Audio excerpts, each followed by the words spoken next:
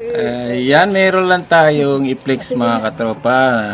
Tinuturuan ko si King na gumamit ng finger multiplication. Ito kasi pwede tayong magta-times dito sa mga hindi pa wala pang idea.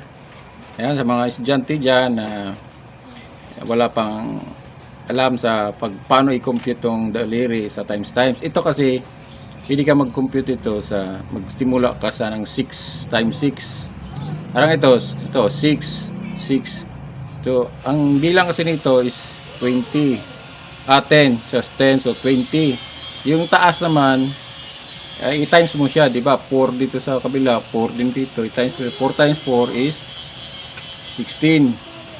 So, i-plus mo yung 16 plus 20, di ba? 36. So, yun yung computation. Ngayon, tatanungin ko si King paano mag-compute gamit ang daliri. Alright, naka-video na Kuya King. So, 6 times 6. Paano yung compute? 6. Tapos, 6. Mm. Nagka-peres mo dito. Oh, ilan to sa taas? Diba? 4. Mm. Oh, 4 times 4 equals 16. Mm. Plus 20, 36. Oh, very good. 6 times 7.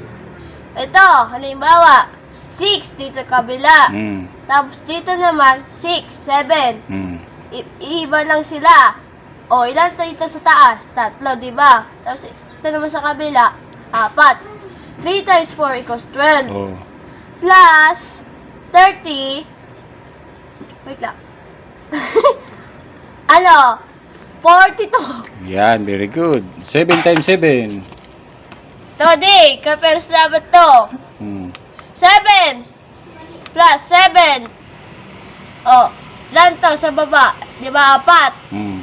Plus 3. Ay, di pala. 3 times 3 equals 9. Oh. Plus 40 equals 49. Wow, very good. 8 times 7. Oh, ito naman. 6, 7, 8. Mm. Dito naman, ano? 7.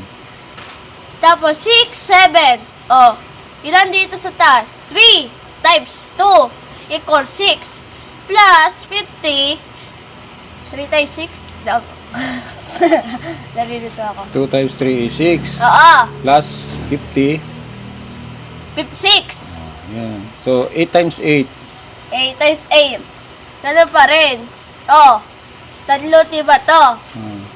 Oh, ilan dito sa taas? Oh, 2 times 2 equals 4. Mm. Plus 60 equals 62. Ay, 64. Wow. So, 8 times 9. 8 times 9. Ganun to. Tapos ito. 2 times 1 equals 2. Plus 70 equals 72. Wow. 9 times 9. Ganyan. Ano to? 1 times 1 equals 1. Oh.